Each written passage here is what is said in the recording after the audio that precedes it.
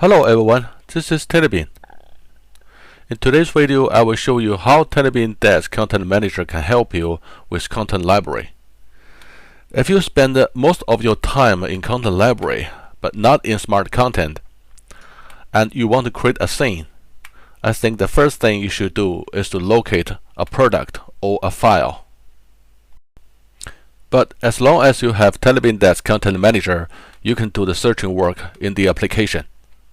First, I recommend you to add your commonly used products into my favorite list.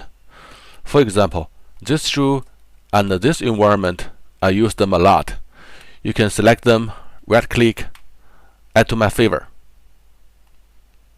And you can check the checkbox my favor to filter these products. After finding these products in the TinyBin Daz Content Manager, let's locate them in the content library in DazStudio. That's easy. Right-click, jump to DazStudio Content Library. Here it is. And let's switch to another product.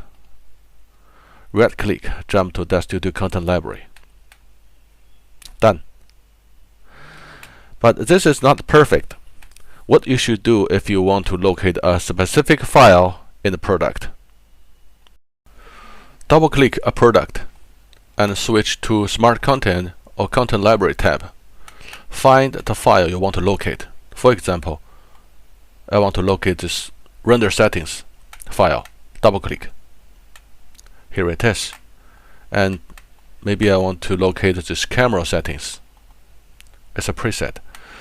Here it is. Maybe you think there are too much clicks during the operation. So in the next video, I will show you a more convenient way to do this. Thank you for watching. Please visit my Patreon to download the application and learn more about the TinyBin Daz Content Manager.